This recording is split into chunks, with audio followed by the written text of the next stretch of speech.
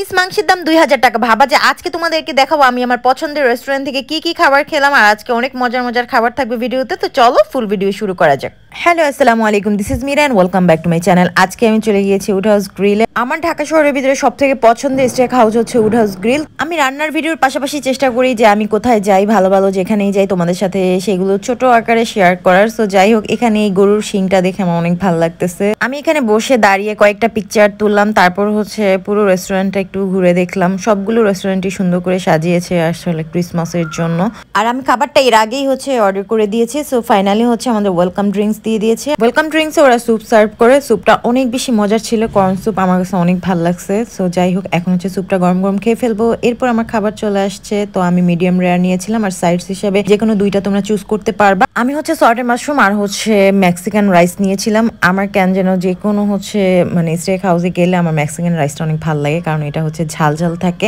এখন হচ্ছে খাওয়ার পালা। মোটামুটি আমার ঢাকা শহরে সবগুলো স্টেক হাউসে খাওয়া হয়েছে, বাট আমার কাছে উড হাউস গ্রিল ভালো লাগে। তোমরা আমার সাথে একমত কিনা জানাতে পারো। আমি তোমাদের সাথে একটা মজার কথা শেয়ার করি। আম্মুকে যদি বলি আম্মু চলো স্টেক খেয়ে আসি, আম্মু বলে না, এই 2000 টাকা দিয়ে আমি এক পিস মাংস খাবো না, এর থেকে 2 কেজি গরুর মাংস কিনে বাসায় রান্না করে খাবো। আসলে মায়েরা এরকমই হয়। ট্রাস্ট মি, স্টেকটা এত জুসি আর টেন্ডার ছিল। বর্তমানে জুসি আর টেন্ডার কথাটা হারিয়ে যাচ্ছে, মানে ফুড ব্লগারদের সবাই পচাইতে পচাইতে এই কথাটা এখন আর কেউ বলে না। সো আমি অনেকদিন পর বললাম। আসলে ঐতিহ্য হারিয়ে যেতে দিতে হয় না। সো মাঝে মাঝে একটু বলা যেতেই পারে, মানে নাড়াচাড়া দিলে ভালোই হয়। তো বাসায় চলে আসছি, এটা ছিল তারপরের দিন। আমি হচ্ছে ঘুম থেকে উঠেই আজকে নাস্তার জন্য এটা রান্না করতেছি। আমার বাসার এখানে 2টা পিচ্ছি আছে, ওরা আমার ব্লগ দেখে, সবসময় আমার ভিডিও দেখে আমার বাসার এখানেই থাকে। সো যদি কোনোদিন কোনো ফাঁকে আমার বাসায় গেট খোলা পায়, তাহলে ওরা আমার বাসার সামনে এসে পড়ে। আজকে কলিং বেল বাজাতে পরে দরজা খুলে দেখি ওই 2টা মেয়ে আর কি পিচ্ছি, ওরা ছোট ছোট। আজকে আবার সাথে আরেকজনকে নিয়ে আসছে। তো ওদেরকে কি দিব, ওরা সবসময় আমার ভিডিও দেখে আর এত ছোট ওরা। তো যাই হোক, ওরা আমার নুডলসটা অনেক পছন্দ করে, তো এটা আমি রান্না করে ঝটপট খাওয়াইছি ওদের।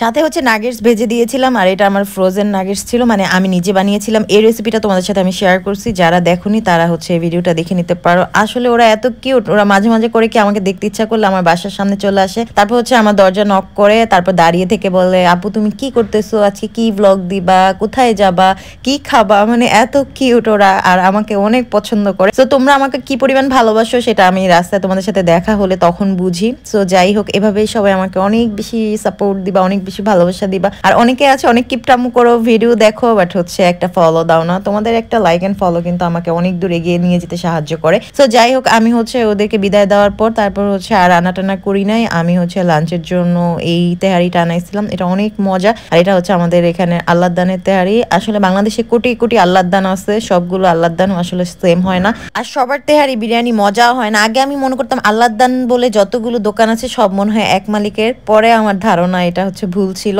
ওরা দেখলাম সাথে কাঁচামরিচ দেয়নি, কিন্তু আমি তো কাঁচামরিচ ছাড়া খেতে পারি না। আমি আবার ফ্রিজ থেকে কাঁচামরিচ কামড়ে কামড়ে তারপর খেয়েছি। আর হচ্ছে কাঁচামরিচের দাম কি বেশি কিনা জানি না, হয়তো বা এই জন্য দেয়নি। তো যাই হোক, এরপর ছিল এটা বিকেল বেলা, আমি একটু বের হয়েছি আমার পছন্দের একটা রেস্টুরেন্ট, সেটা হচ্ছে গুলশানে হ্যাপিনেসে। তো এটা নিয়ে আমি অনেকবার ভিডিও বানাইছি, আর দিনের বেলা আমার খুব বেশি যাওয়া হয় নাই, ফার্স্ট টাইম দিনের বেলা গেছি, এই জন্য তোমাদের সাথে শেয়ার করছি। আমি সবসময় রাতে যাই, তো তখন মাছগুলো খুব বেশি নড়াচড়া করে না, ওরা ঘুমিয়ে থাকে। সো আজকে একদম মাছের কাছেই বসছি, যেহেতু আমি একটু হচ্ছে বিকেল বেলায় গিয়েছি, মানে সন্ধ্যা নামার আগেই। সো আমি এখান থেকে খাবার নিয়েছি চিকেন টেংরি কাবাব, আর হচ্ছে ওদের স্টিকি যে ফ্রাইড ফিশটা আছে সেটা। আমি যতবারই যাই ঘুরে ফিরে এই খাবারগুলোই খাই, কারণ এত বেশি মজার। ওদের সার্ভিস ফার্স্ট ক্লাস হয়। ওদের খাবার আর সার্ভিস নিয়ে আমার কখনো কোনো অভিযোগ নেই, কারণ অনেক ভালো সার্ভিস দেয়। আর এই রেস্টুরেন্টটা অনেক সুন্দর করে সাজিয়েছে, এর পাশেই কিন্তু হচ্ছে নর্থ এন্ড। সো যাই হোক, এই ছিল আমার আজকে ব্লগ। আশা করি তোমাদের ভালো লেগেছে। Thanks for watching, by.